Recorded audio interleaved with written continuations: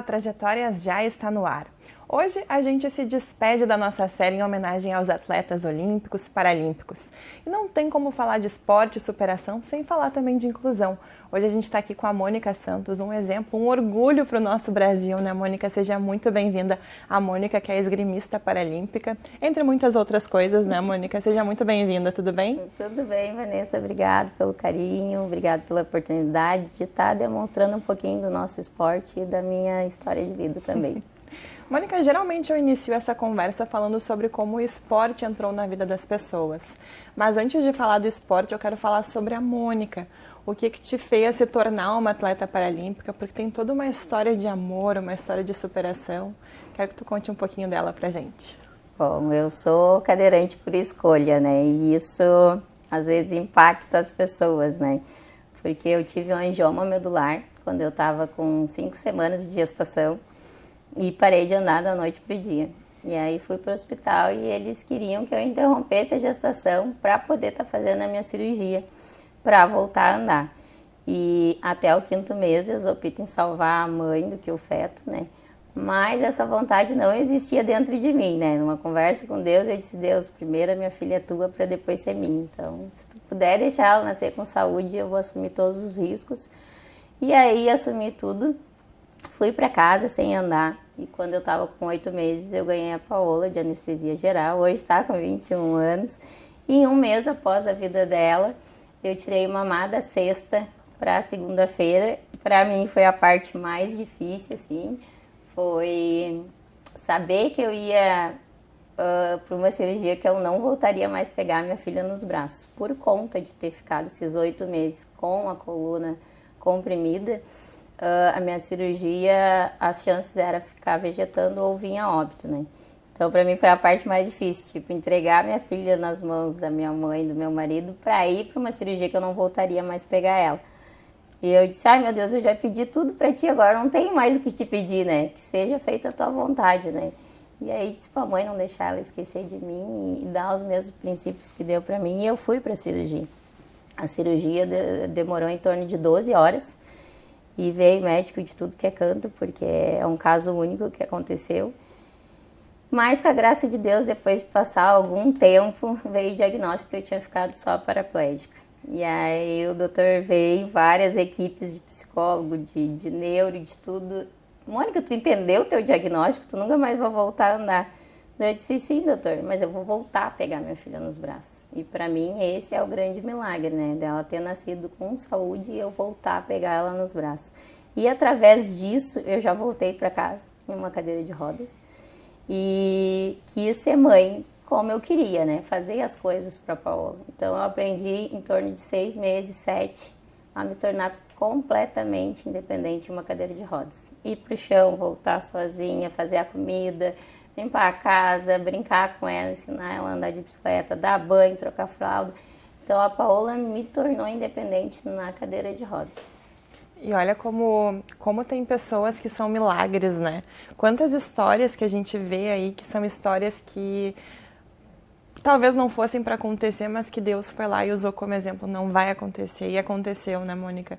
E hoje toda a história que tu tá escrevendo, através do esporte também, tu te tornou uma pessoa mundialmente conhecida, reconhecida. A tua história se faz presente em todos os cantos do país, enfim, até do mundo. Então, e como é que foi que a esgrima começou a fazer parte da tua vida?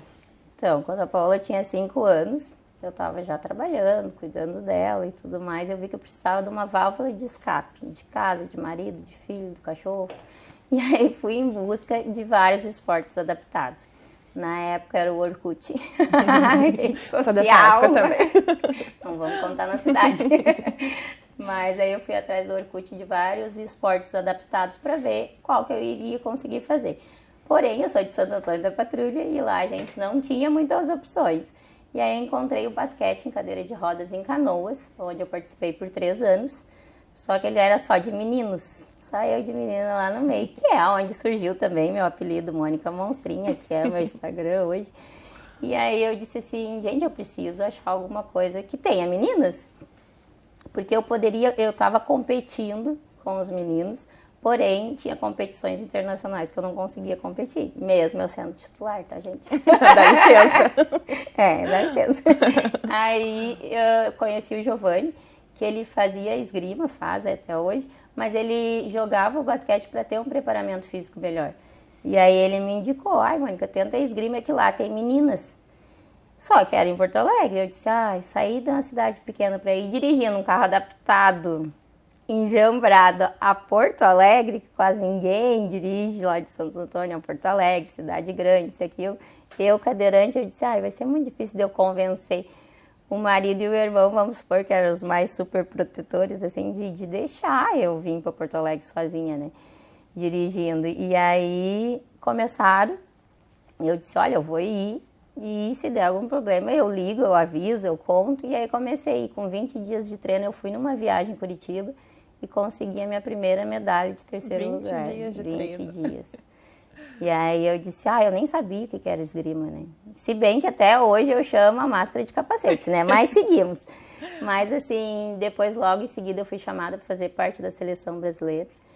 E através da esgrima eu tive bastante visibilidade para estar contando a minha história e chegar em outras pessoas. É que nem eu digo, é o exemplo, sabe? De tu não desistir, de tu querer realizar os teus sonhos, né?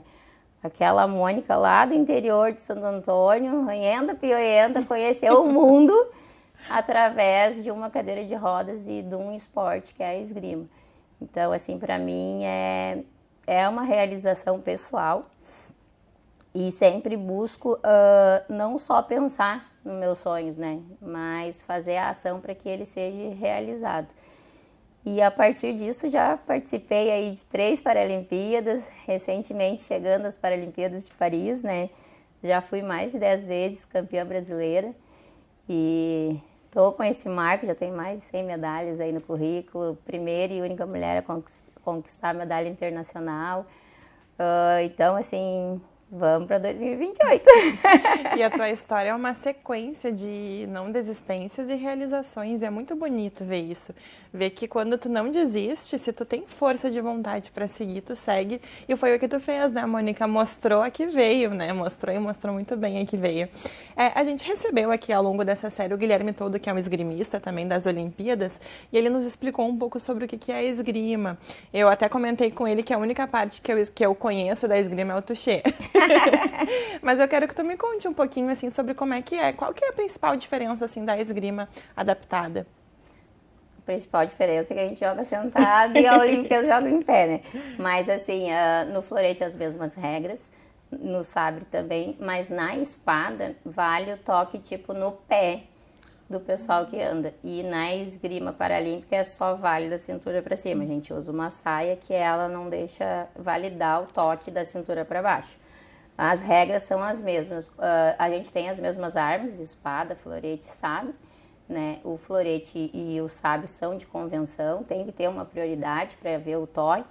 A espada, se os dois tocar, é ponto dos dois. As pules são iguais, de 5 pontos, e as eliminatórias de 15 pontos. Então, assim, não tem muita diferença da Olímpica, portanto, cansamos já de jogar juntos também, eu e o Todo, em treinamento, dele sentar na cadeira e jogar com a gente. No União tem esse trabalho bem de inclusão, assim, né?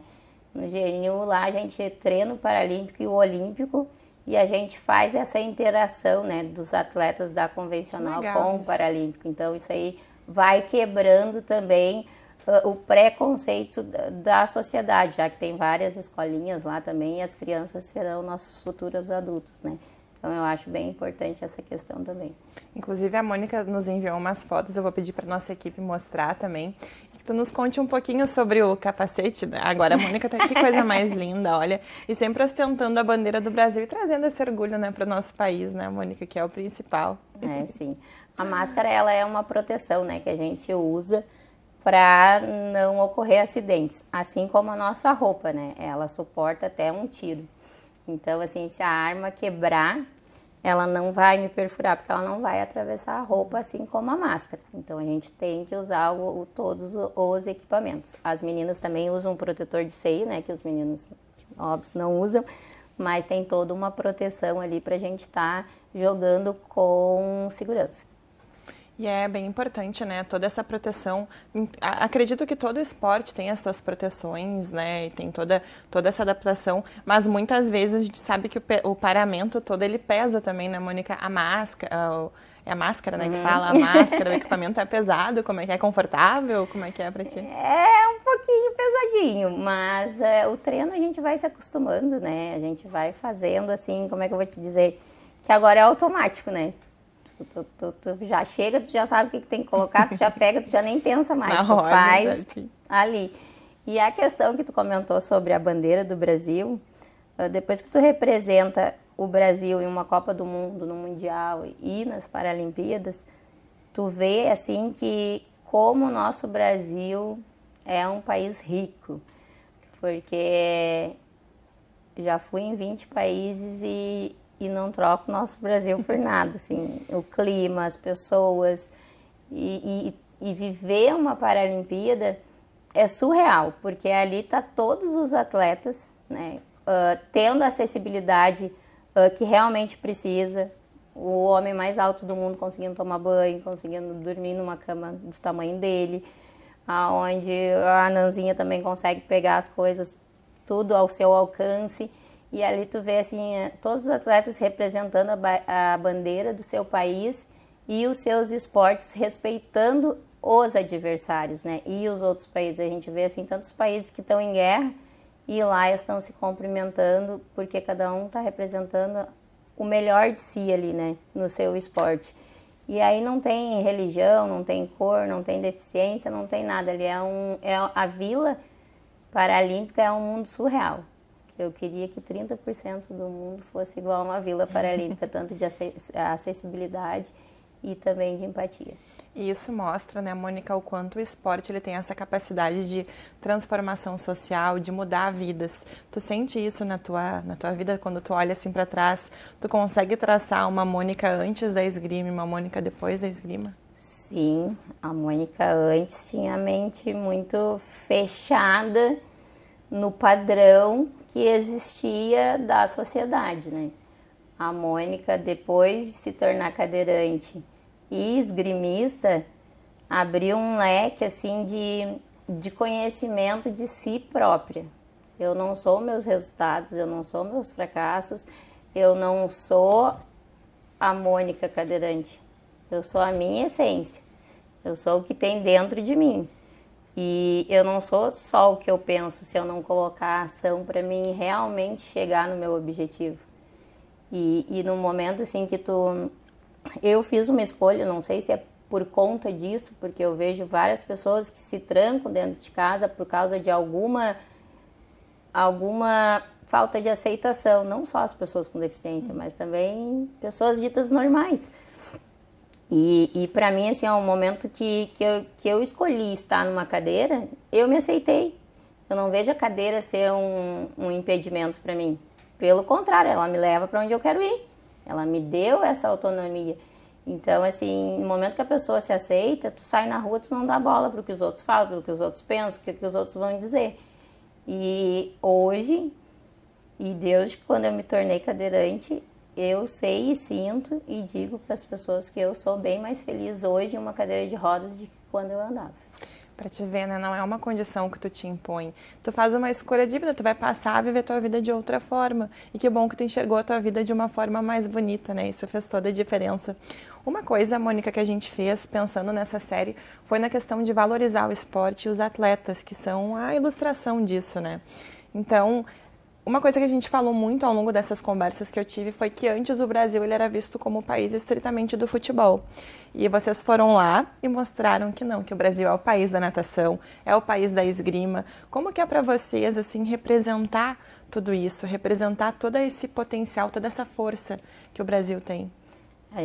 Eu tento ter mais visibilidade possível, tanto como paralímpico, né, pela cadeira, pelo esporte, que é a esgrima, e também por ser mulher. Porque, querendo ou não, a gente está em 3 fases aí que a gente é a minoria. Só que mesmo sendo a minoria, a gente é o principal potencial. né? O Paralímpico foi nas Paralimpíadas, foi assim, o dobro de medalha que o Olímpico trouxe. E se a gente não tem visibilidade, a gente não tem os apoios, né, e os patrocinadores, a gente não consegue fazer que cresça o esporte paralímpico, que é muito importante, porque aqui no Brasil a gente tem milhões de pessoas com deficiência e nas escolas a gente não tem nada com adaptações para o esporte, já não tem para a educação, a gente imagina para o esporte, e isso é qualidade de vida. É que nem eu digo assim, ó, estar representando a seleção, ter um monte de medalhas é a cereja do bolo. Mas o meu percorrer do caminho a chegar a todas as minhas conquistas é o que faz a minha história, sabe? É o exemplo da Mônica botando a cadeira sozinha dentro do carro, andando 120 quilômetros para chegar no treino. Dá uma esperança para outra criança que ela pode tirar uma carteira, que ela pode ser independente, que ela pode ter uma família. E para as mulheres, né? Eu não preciso ser só a dona de casa, porque eu sou a dona de casa, eu não tenho empregado. Eu que faço a minha limpeza, eu que faço a minha comida. Então, assim, não ser só a dona de casa, só a esposa, só a mãe, porque tu também precisa dessa válvula de escape, né? Então, assim, colocar já nas escolas o paralímpico, o esporte, para vir essa qualidade de vida, assim, para outras pessoas. E a gente sabe, né, Mônica, que tudo no esporte muitas vezes é deixado de lado. No esporte paralímpico, imagino que ainda mais, né? Porque agora que a gente começou a ver de fato o quão importante que é isso. Agora eu digo de uns anos para cá que a gente começou a reparar na importância que tem, bem isso que tu nos traz, de mostrar para essas pessoas que estão ali enfrentando alguma deficiência, que elas também têm vez, que elas também têm chance de, não digo mudar de vida, ser um atleta de alto rendimento, mas de pelo menos utilizar o esporte como uma válvula de escape que tu nos trouxe aqui, né? Então, como é que tu observa que esses incentivos que surgem do governo, surgem dos clubes, do teu clube, como é que tu acha que eles se fazem importantes nesse momento? Eu acho que por leis públicas, né? A gente precisa ir, agora a gente está em época de política, a gente precisa de leis públicas, né? E de mais investimento nas escolas. Né? Não só pelo esporte, mas pela educação voltada para o paralímpico mesmo, para as pessoas com deficiência.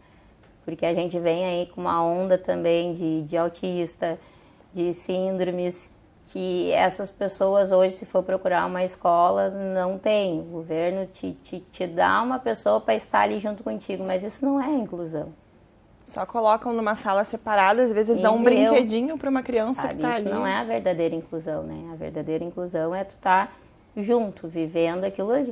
Tudo bem uma criança não querer brincar com a outra criança, como que eu vou te dizer, a escolha dele, assim como às vezes eu tô fazendo alguma coisa e eu não quero que o outro se meta.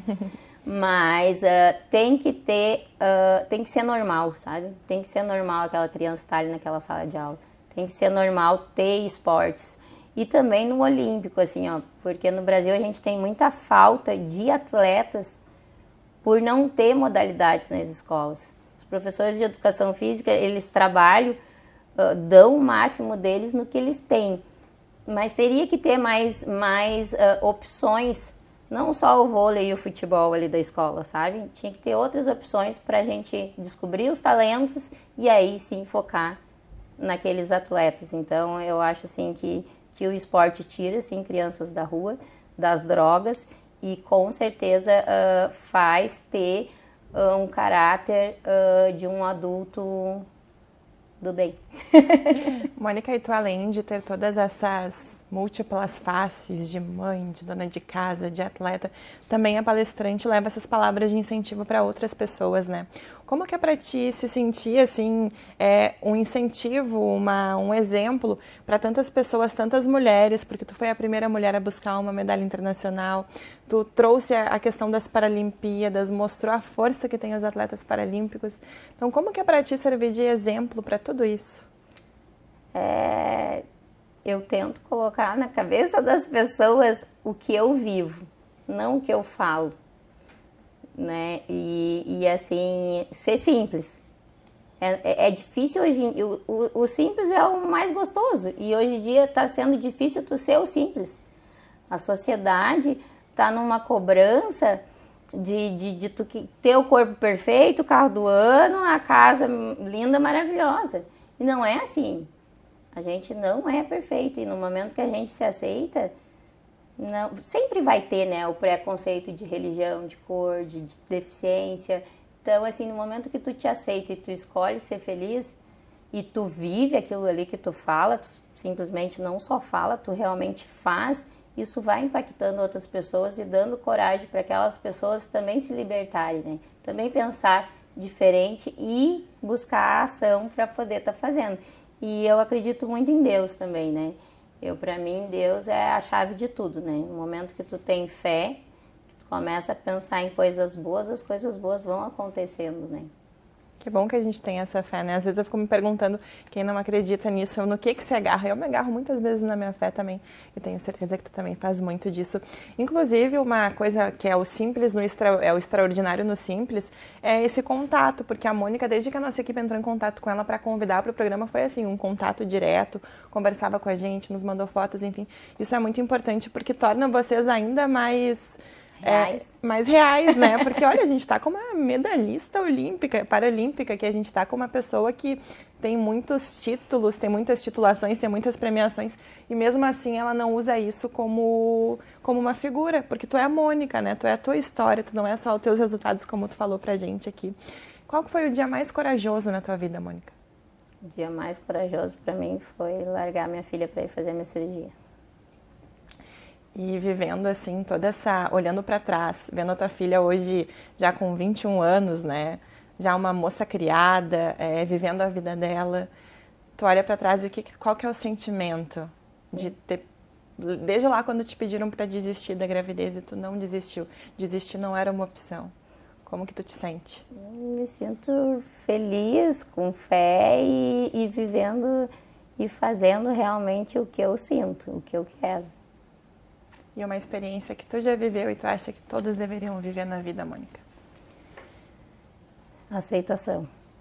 A pessoa se aceitar e escolher ser feliz. Pô, se tem alguma coisa que eu não goste de mim, que eu vá, se tem como mudar, que eu vá atrás. Mas que eu não fique só pensando, tipo, eu quero emagrecer e aí não vou na academia. Nunca vou me emagrecer, né? Mas que as pessoas também coloquem em prática a ação, sabe? Não fique só nos pensamentos. E se não tem que mudar, que você se aceite como tu é. Eu vou deixar para ser feliz quando eu andar? Pô, mas se eu nunca mais voltar a andar? Os dias se passaram, os anos se passaram, eu não vivi, eu não disse o eu te amo, eu não abracei. E a gente não sabe os segundos que a gente tem. E cada dia que a gente vive é um dia a menos para nossa história. Qual que é a parte mais difícil, mais desafiadora em ser uma atleta paralímpica? É o financeiro. É correr atrás dos patrocínios, dos apoios. A palestra, assim, eu digo, eu adoro conversar assim, ó, o bate-papo. A coisa mais formal pra mim já me deixa mais suando as mãos e tudo mais. Mas, assim, pra mim é correr atrás mesmo do financeiro.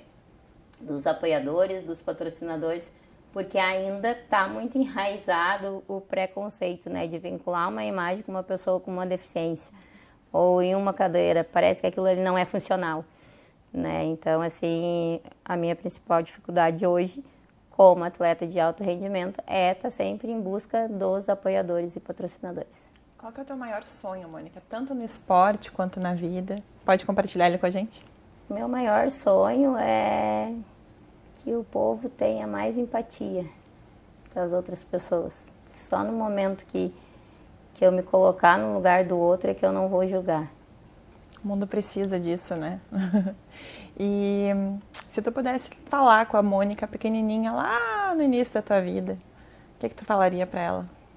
Que tu vai ser uma grande mulher. Que coisa bonita. E o que tu passa para tua filha nesse sentido, Mônica? Eu sei que ela vê a tua história sendo construída, mas quais são os principais ensinamentos assim que tu transmite para ela? Então, a gente faz, vou citar aí 3 coisas assim que realmente impactou a vida dela, né? Ela, desde pequenininha, quando eu comecei minhas viagens para estágio, para competições fora, às vezes passava mais de 40 dias fora de casa. Então, assim, a gente sempre teve uma oração comigo, o pai dela e ela, mesmo sendo online ou fisicamente ali, né? Da gente falar 3 coisas boas e 3 coisas ruins para que eu soubesse o que estava acontecendo com eles e eles comigo e a gente interagir ali. E isso vai até hoje. Hoje eu tenho o genro, que é o enxerto que eu falo. Tenho um enxerto já na família, que aí a gente procura fazer isso juntos, assim, é uma coisa que eu não gosto de abrir mão.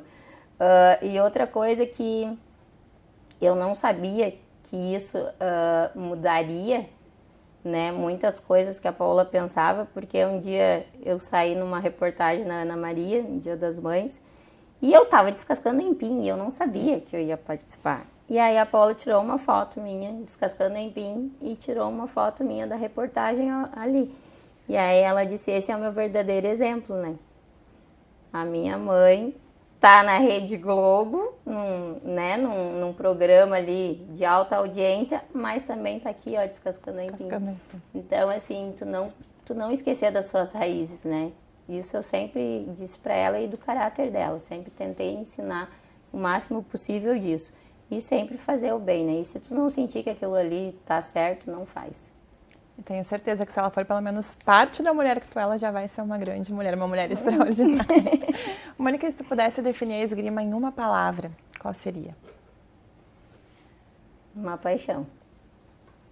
E agora eu quero que tu deixe um recado para as pessoas que estão nos assistindo, para essas pessoas que te olharam nas Paralimpíadas ou que te olharam em outros momentos, que se sentiram motivadas, inspiradas já por ti. Quero que tu deixe um recado para quem está nos assistindo. Que mesmo com todas as minhas escolhas e histórias de vida, eu escolhi me aceitar e escolho todos os dias ser feliz. Então, você também pode. Mônica, eu tô tendo uma grande honra, porque como eu te falei logo quando tu entrou aqui, foi que eu já conhecia a tua história e queria muito, enquanto profissional, poder compartilhar ela com vocês, poder contar ela para vocês, para ter esse sentimento que eu também tive de superação, de resiliência, de não desistir dos sonhos que, se tu não desistir, tu consegue alcançar. E para mim é essa sensação, esse sentimento que a Mônica me passa. Então, para mim, hoje é um enorme privilégio te ter aqui hoje, poder te conhecer e poder conhecer a tua história. Muito obrigada por compartilhá-la com a gente. É muito bom poder mostrar essas histórias de superação e mostrar o quanto vocês foram importantes e são importantes para o nosso Brasil e só nos enchem de orgulho. Obrigada mesmo, Mônica. Obrigada a vocês. E Los Angeles vem aí, né? Tomara que venha mais. Tomara que a gente precise te chamar de novo. Mônica, obrigada. Então, um bom treino para ti. Eu sei que a Mônica todos os dias vem para Porto Alegre para treinar, então muito obrigada de verdade. Obrigada a vocês. Pois é com a história, com o relato da Mônica que a gente encerra essa nossa série aqui no Trajetórias, que é as trajetórias no esporte, né? A gente trouxe vários atletas olímpicos, trouxe a Mônica Paralímpica, para mostrar para vocês o quanto o esporte tem potencial, o quanto o esporte ele tem essa capacidade de superação, de transformação social, e o quanto essas pessoas que estão lá lutando, vencendo as barreiras, vencendo os obstáculos, elas têm coisa para nos mostrar e têm coisa para nos ensinar. Então é isso. Hoje nós chegamos ao fim com essa série, mas na semana que vem a gente volta com outras novidades para vocês, com outras trajetórias para compartilhar. Você pode rever esse programa da Mônica e com os nossos outros atletas olímpicos no nosso canal no YouTube. Muito obrigada pela sua companhia, pela sua audiência e até a próxima.